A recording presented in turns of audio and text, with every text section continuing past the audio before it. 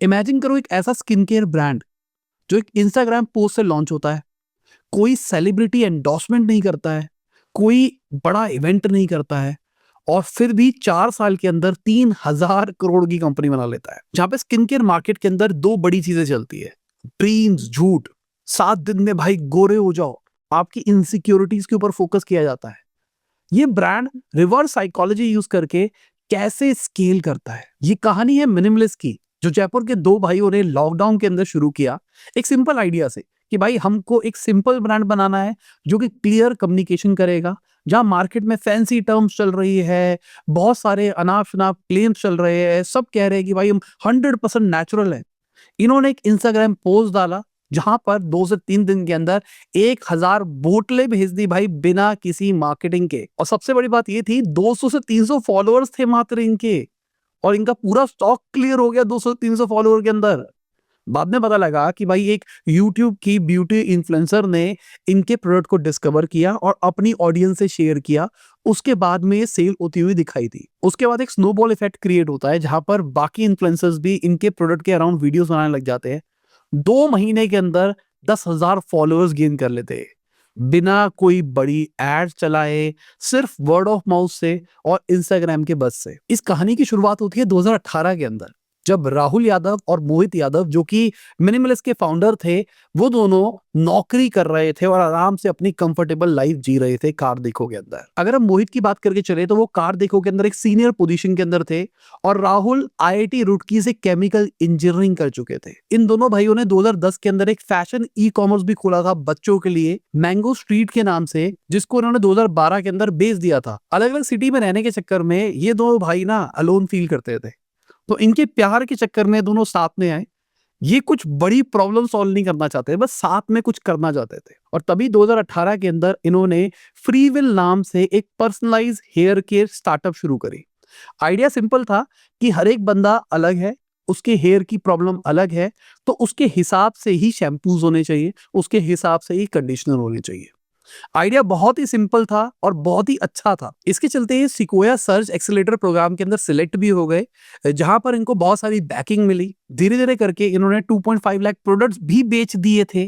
कहीं ना कहीं फ्री विल अपने आप को एक्सपैंड करता हुआ दिखाई दे रहा था, बट एक्सपेंशन के साथ में इनको रियलिटी भी समझ में आ रही थी कि ये जो स्पेस है यहाँ पर आपको बहुत ज्यादा पैसा जलाना पड़ेगा और स्केलेबिलिटी बहुत ज्यादा भी नहीं है। अगर आपको पर्सनलाइज कोई प्रोडक्ट बनाना है तो उसको बनाने में आपको कॉस्ट आने वाली है और इस आइडिया को मार्केट करने में बहुत ज्यादा कॉस्ट आने वाली है। तो इसके चलते इन्होंने ये वाला बिजनेस बंद कर दिया। बट कहानी ये थी कि भाई कुछ और करेंगे और ऐसा करेंगे जो कि स्केलेबल हो। फिर इनको मार्केट में गैप आइडेंटिफाई होता है, क्योंकि ये पहले से ही पर्सनल केयर के अंदर थे, तो इनको पता लगता है स्किन केयर के अंदर एक बहुत बड़ा गैप है। मार्केट में बहुत सारे लोग हैं जो कि कुछ भी बेच रहे हैं कि भाई ये क्रीम लगा लो गोरे हो जाओ, हमने 100% नेचुरल आपके लिए ये क्रीम बनाई है। बट जैसे मैंने आपको बताया, राहुल तो बैकग्राउंड से केमिकल इंजीनियर थे और उनको पता था कि भाई कुछ भी नेचुरल तो होता नहीं है। ऐसा थोड़ी ना कि आप एलोवेरा को एक्सट्रैक्ट कर रहे हो और एलोवेरा का निकाल के आप सामने वाले को दे रहे हो। आप नेचुरल चीजों से एक्सट्रैक्ट करके चीजें दे रहे हो और वो भी एक्चुअली केमिकल ही है। अगर मैं पानी की बात करके चलूं तो पानी भी केमिकल ही है। इन्होंने अपनी रिसर्च के अंदर देखा जो मार्केट में 79% लोग herbal, natural, chemical free, organic कह रहे थे, एक्चुअली वो क्लेम्स मिसलीडिंग थे। स्किन केयर के अंदर बेचने का एक सिंपल सा तरीका था, बहुत ही फैंसी सी पैकेजिंग बनाओ और उसके बाद में कुछ फैंसी सी बातें करो, बज़वर्ड का यूज करो और भाई लोग खरीद लेंगे। बट वहीं पे ना कुछ नए टाइप के क्रिएटर्स आ रहे थे जिनको स्किन इंटेलेक्चुअल्स कहा जा रहा था, जो लोग बात कर रहे थे कि भाई स्किन क्या होती है, आपको कौन सा केमिकल लगाना चाहिए, कौन सा केमिकल आपके लिए अच्छा है, किससे आपकी स्किन सही हो सकती है। तो लोग लेबल्स पढ़ना शुरू कर रहे थे। अभी तक लोग सिर्फ ब्रांड के नाम पे प्रोडक्ट लिया करते थे, बट इनकी वजह से कहीं ना कहीं लोगों को जो केमिकल कॉम्पोजिशन है उसके ऊपर भी ध्यान आना शुरू हो गया था। बहुत सारे डर्मेटोलॉजिस्ट थे जो कि कोविड टाइम के अंदर यूट्यूब के ऊपर आ गए थे, लोगों को सिखा रहे थे कि भाई रेटिनॉल लिया करो, ये लिया करो, वो लिया करो। तो कहीं ना कहीं इनको ये अपॉर्चुनिटी दिखाई दी और कोविड के अंदर ही मिनिमलिस्ट का जन्म होता है, जहां पर नाम से ही इनकी फिलॉसफी दिखाई दे रही है कि भाई कोई मार्केटिंग गिमिक नहीं है, एकदम मिनिमलिस्ट है। अगर हम इनकी पैकेजिंग भी देखते हैं तो क्लियर है भाई, सबसे बड़े फॉन्ट के अंदर उन्होंने लिखा हुआ है कि केमिकल कॉम्पोजिशन क्या है, उसके बाद उन्होंने एक्सप्लेन कर रखा है इसको लगाने से आपको क्या होगा। अगर आप देखोगे कितनी क्लियर पैकेजिंग है और क्लियर मैसेजिंग जा रही है प्रोडक्ट की फोटो देख के ही। तो जो इनका पहला प्रोडक्ट था वो था 10% नायासिनामाइड, और क्लियर बोतल देख के पता लग रहा था कि ये नायासिनामाइड का पैकेज है और इसको लगाने से होने क्या वाला है। जहां पे कॉम्पिटिटर्स अपने केमिकल कॉम्पोजिशन को छोटा छोटा करके पीछे छुपा के रखते थे, इन्होंने खुलेआम ढिंडोरा पीट के दिखाया कि भाई देखो हमने ये मिलाया है इसके अंदर। जितने भी ये क्लिनिकल ट्रायल्स कर रहे थे उसकी जो भी रिपोर्ट आती थी, जैसी भी रिपोर्ट आती थी, ये अपनी वेबसाइट पे उसको पब्लिश करते थे। विजुअल ब्रांडिंग के अलावा एक और चीज इनकी क्लियर थी, जहां पर कॉम्पिटिटर्स 80-90% तक का मार्जिन रखते थे, एक्चुअली जो आप प्रोडक्ट ले रहे हो अगर वो 1000 रुपए का है, उसके अंदर 100-200 रुपए का ही माल डला हुआ है, ये कहते हैं कि भाई हम 30% मार्जिन के ऊपर जाएंगे। और 30% का मतलब क्या हुआ कि हम प्रोडक्ट अफोर्डेबल रेट पे दे सकते हैं या फिर हम प्रोडक्ट के अंदर अच्छी क्वालिटी इंग्रेडिएंट डाल सकते हैं। तो इन्हीं चीजों के चक्कर में इनका ब्रांड स्केल होता हुआ दिखाई दे रहा था। बट इसी के साथ में एक कंट्रोवर्सी के अंदर भी ये फंस जाते हैं। द ऑर्डिनरी करके एक इंटरनेशनल ब्रांड था जिसकी एक कॉपी थे। सबने एलिगेशंस लगाए कि भाई ये तो सेम है, ये तो सेम काम कर रहे हैं, सब कुछ सेम है। और यहाँ पर फाउंडर्स ने सामने आके बोला द ऑर्डिनरी अगर इंडिया के अंदर होता तो हम नहीं होते, मार्केट में गैप था तो इसलिए हमने इंडिया का द ऑर्डिनरी बना दिया। और इन्होंने अपने प्रोडक्ट को मॉडिफाई भी किया, ये नहीं था कि इंटरनेशनल जो भी इंग्रेडिएंट्स थे उसको उठा के कॉपी पेस्ट किया। इन्होंने इंडिया का जो गर्म मौसम है, ह्यूमिडिटी है, पॉल्यूशन है, जो हमारी स्किन में मेलानिन ज्यादा है, उन सबको देख के अपने फॉर्मुलेशन को थोड़ा मॉडिफाई किया। तो अगर आप समझोगे ना, कंपनी का जो इंटरनल ब्रांडिंग है वो क्लियर दिखाई दे रही है कि भाई we are a honest brand with packaging and inside also. हमारे साथ कुछ भी होगा, जैसा भी होगा, हम सच आके सामने बोलेंगे। और इनकी मार्केटिंग स्ट्रैटेजी में यही चीज दिखाई देती है। इन्होंने बहुत सारे बड़े बड़े इन्फ्लुएंसर्स को पैसा नहीं खिलाया, इन्होंने यूजीसी कंटेंट के ऊपर ध्यान दिया। जो इनके खुद के कस्टमर थे उन्हीं से वीडियोस बनवाई और उसी को मार्केट किया। स्टार्टिंग के जो 3-4 महीने थे, इनकी टीम ने कॉन्शियसली ये चीज को डिसाइड किया था कि भाई हम लोग इन्फ्लुएंसर मार्केटिंग की तरफ नहीं जाएंगे। अगर मैं आज के टाइम पे इनकी फेसबुक एड लाइब्रेरी चेक करता हूं तो इनकी एड्स क्लियर दिखाई दे रही है कि भाई स्ट्रॉन्ग ब्रांडिंग, वर्टिकल मेरे को ज्यादा दिखाई दे रहा है, मतलब रील स्टोरीज के ऊपर इनके ज्यादा बेटर एड्स कन्वर्ट होते होंगे। जो वीडियो एड्स है अगर वो यूजीसी है तो मेरे हिसाब से ये अपनी टीम भेजते हैं यूजीसी शूट कराने के लिए, क्योंकि जिस लेवल का वो कंटेंट बना हुआ है मुझे नहीं लगता कि कोई नॉर्मल बंदा, नॉन इन्फ्लुएंसर बंदा उसको बना देगा। देखो कहानी ये है, इन्फ्लुएंसर सब है, आपके पापा भी इन्फ्लुएंसर है, आपकी मम्मी भी इन्फ्लुएंसर, बट कहानी ये है उस इन्फ्लुएंसर की रीच कितनी है। अगर मैं आज बात करके चलूं, मेरे इस चैनल के ऊपर 13 लाख सब्सक्राइबर्स हो गए, बट व्यूज तो 50,000 ही आ रहे हैं, और 50,000 में से कितने लोग हैं जो मेरे लिए कुछ भी करने के लिए तैयार है, जिनको मैं कहूंगा भाई ये वाला प्रोडक्ट लो बहुत बढ़िया है, वो कहे भाई ले लो ले लो ले लो।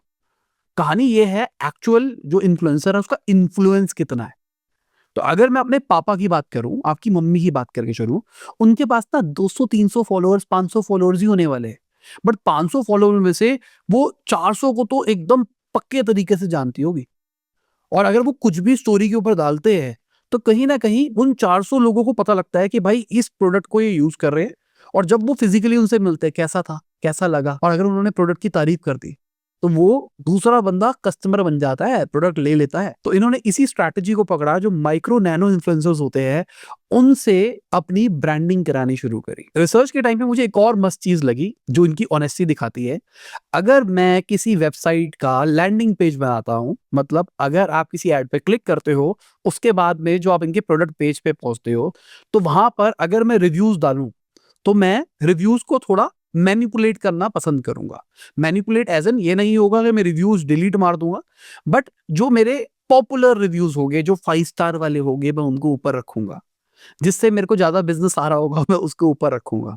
पर जब मैंने इनकी वेबसाइट खोली तो मैंने देखा कि भाई नेगेटिव रिव्यूज आ रहे थे, और बहुत सारे लोग ना नेगेटिव रिव्यूज में स्ट्रैटेजी खेलते हैं कि भाई हम ना नेगेटिव रिव्यूज जान करके डलवाएंगे और उसके अंदर ऐसी बातें करेंगे कि सामने वाले को लगे, जो भी पढ़े, कि ये तो बेवकूफ है, ये नेगेटिव रिव्यू का कोई सेंस नहीं है। बट मैंने इनके नेगेटिव रिव्यू के अंदर एक्चुअल प्रॉब्लम देखी कि भाई लोगों को एक्ने हो गया इनका प्रोडक्ट यूज करने के बाद में, प्रॉब्लम्स आ गई बेसिकली। ये इनके लिए एक पूरी नेगेटिव मार्केटिंग है।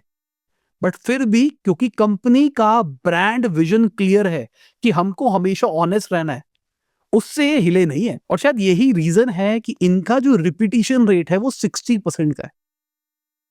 D2C के अंदर ना ये जो रिपीटिशन रेट होता है एवरेज 20% के आसपास अच्छा माना जाता है। ये 60% पे बैठे हैं। इसका मतलब ये है कि अगर 100 कस्टमर्स ने आज इनसे प्रोडक्ट लिया है, उनका प्रोडक्ट खत्म होता है, 60 कस्टमर्स दोबारा से ऑर्डर करने वाले हैं। मैंने वीडियो की रिसर्च के लिए कंपनी के फाउंडर्स के कुछ इंटरव्यू देखे, जहां पर मुझे पता लगा कंपनी का जो मार्केटिंग स्पेंड है वो 25% के आसपास है। मतलब कंपनी का जो ROS है वो 4 का है, मतलब ₹1 खर्च करके वो ₹4 कमाते हैं। जहां मार्केट के अंदर ये नंबर 1.5 से 3 के आसपास रहता है। 3 is a very good brand. ये 4 के ऊपर बैठे विद 60% रिटर्न रेट।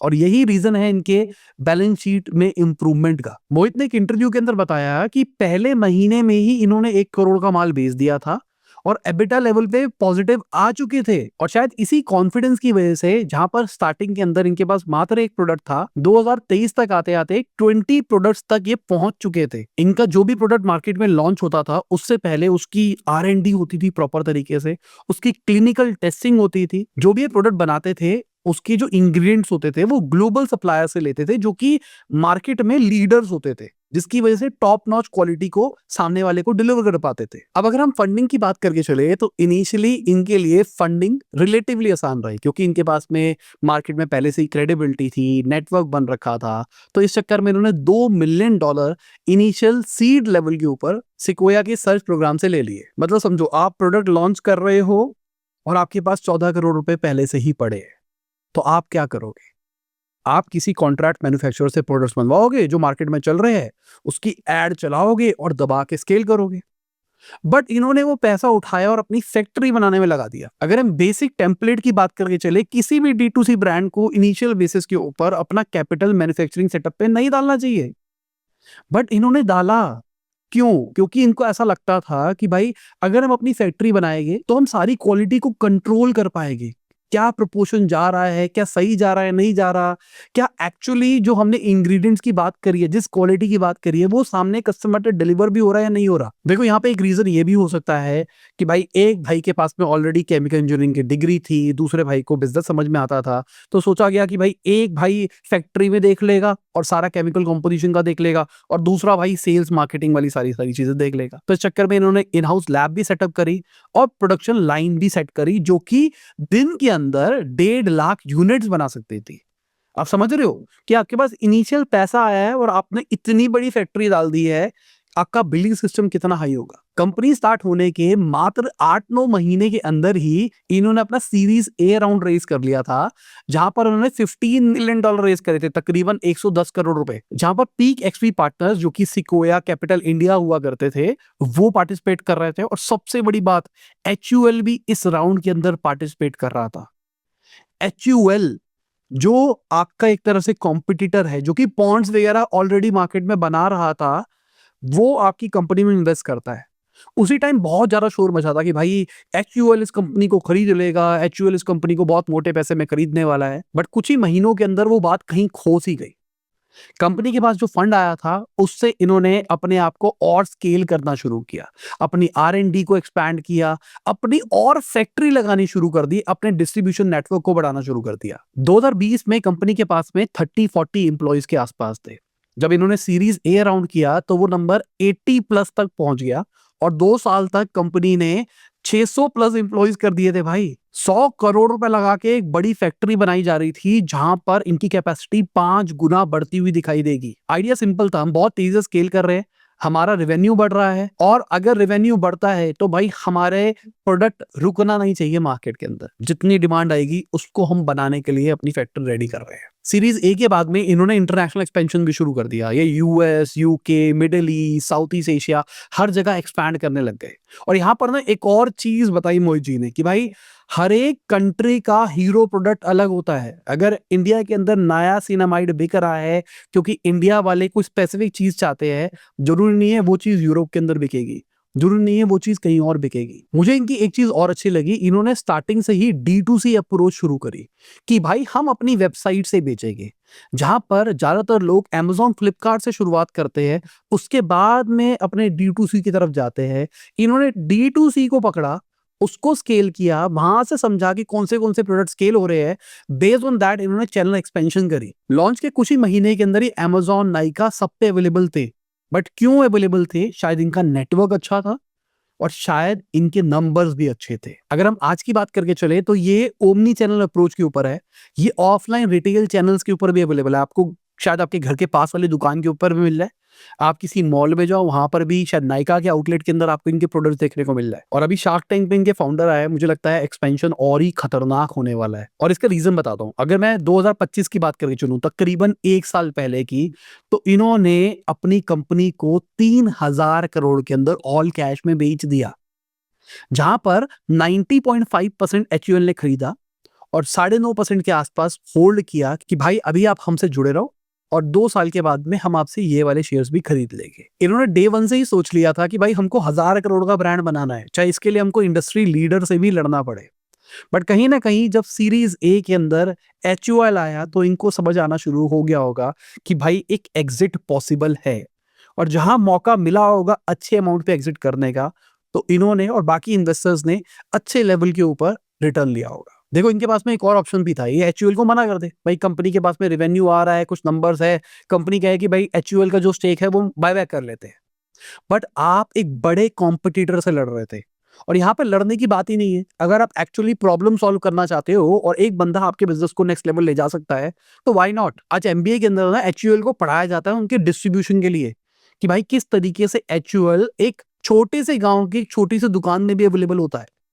तो आप समझो, अगर मिनिमलिस्ट को इस लेवल का डिस्ट्रीब्यूशन मिल रहा है, जिसकी वजह से मिनिमलिस्ट बहुत बड़ा ब्रांड बन सकता है, फाउंडर के पास में 9.5% फिर भी बचते हैं, तो कोई बहुत बड़ी प्रॉब्लम नहीं है अपने आप को एग्जिट करने में। अब सवाल ये है कि मिनिमलिस्ट कैसे आने वाले टाइम में एक्सपैंड करने वाला है, कि एचयूएल के पूरे नेटवर्क को यूटिलाइज ढंग से किया जाएगा, क्योंकि शार्क टैंक पे फाउंडर को थोड़ी प्रेजेंस भी मिलने वाली है। हाँ, यहाँ पे ये आर्ग्यूमेंट हो सकता है कि शार्क टैंक की अब वो रीच नहीं रही जो स्टार्टिंग के 1-2 सीजन के अंदर थी, बट कहीं ना कहीं फाउंडर की पर्सनल ब्रांड बन रही है, जिससे कहीं ना कहीं ब्रांड को फायदा होता हुआ दिखाई देगा। तो अगर इस केस स्टडी को मैं सम अप करता हूं ना, सबसे पहले अगर आपको कोई भी ब्रांड बनाना है तो आपको मार्केट में गैप्स समझने पड़ेंगे और आपको उस गैप्स के ऊपर कैपिटलाइज करना पड़ेगा। दूसरी एक बड़ी लर्निंग है जिसको बहुत सारे फाउंडर्स नहीं समझते।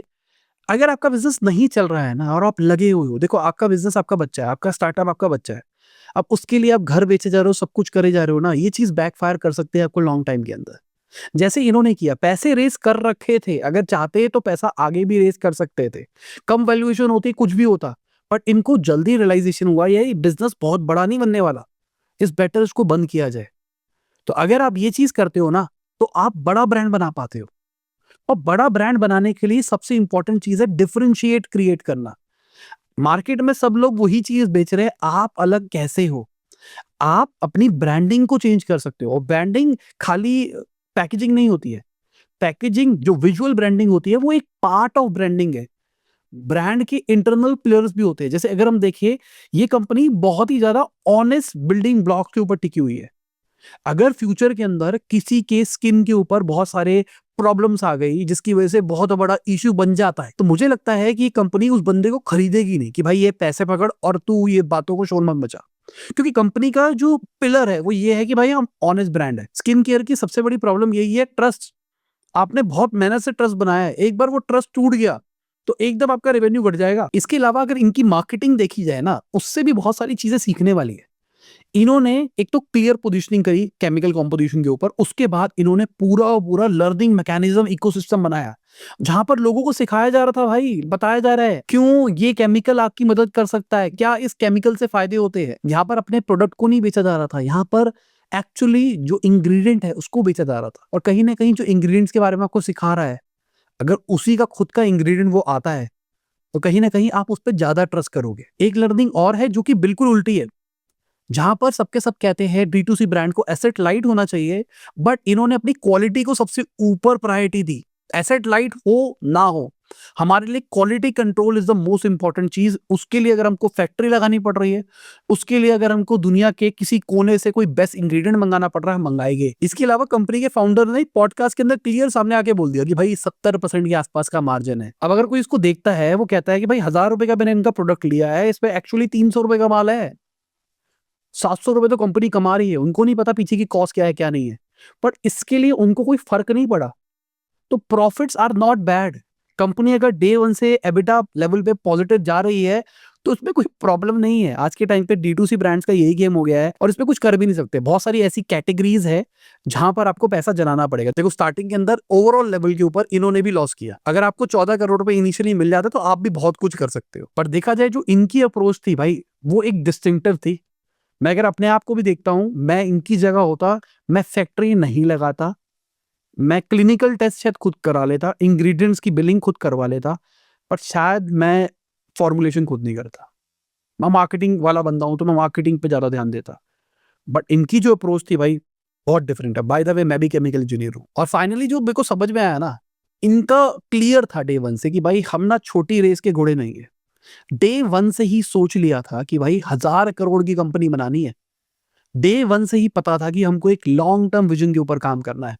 कितने लोग हैं जो एक्चुअली बिजनेस स्टार्ट करते हैं और उनको पता होता है कितना बड़ा बनाना है, कर लेते हैं, कर लेंगे, मार्केट सिचुएशन बताएगी कैसा करना है कैसा नहीं करना है, और बहुत जल्दी हार भी मान लेते हैं। अगर एक नॉर्मल बंदे की बात करके चलूं तो इनिशियली अगर वो 5-10 करोड़ रुपए बंद कर देना, चाहे आपने इन्वेस्टर से पैसे लिए हुए, आपके हाथ पांव फूल जाएंगे। बट इन्होंने अपने डिसिप्लिन को मेंटेन रखा और भाई क्लियर था कि हमको एक बहुत बड़ा ब्रांड बनना है। अगर इनके नंबर्स देखे जाए तो बहुत क्रेजी नंबर्स नहीं है प्रॉफिट टर्म के अंदर। 11 करोड़ के आसपास का प्रॉफिट रिपोर्ट किया है। बट अगर रेवेन्यू देखते हो तो ऑलमोस्ट डबल होता हुआ दिखाई दे रहा है ईयर बाय ईयर। तो चलिए इसी के साथ में हमारी आज की केस स्टडी खत्म होती हुई तो आपको बहुत सारी लर्निंग्स मिली होगी, समझ में आया होगा किस तरीके से मिनिमलिस्ट एक ब्रांड बन पाया और कैसे अपने को ब्रांडिंग को बियॉन्ड पैकेजिंग सोचना चाहिए। ब्रांडिंग खून में होती है एक बिजनेस के, ना कि खाली विजुअल। हमारा ऑफिस कैसा दिखता है, ये चीजें कैसे होती है। हमने एक ब्रांडिंग के ऊपर वीडियो बनाई थी, मैं आपको आई बटन में दे देता हूँ, उसको देखना, आपको थोड़ी और अंडरस्टैंडिंग आएगी। तो चलिए बाय, गुड नाइट, शब खुदा हाफिज, गुड मॉर्निंग, आफ्टरनून, जब भी आप वीडियो देख रहे हैं, जय हिंद, वंदे मातरम, दुआ में याद रखना।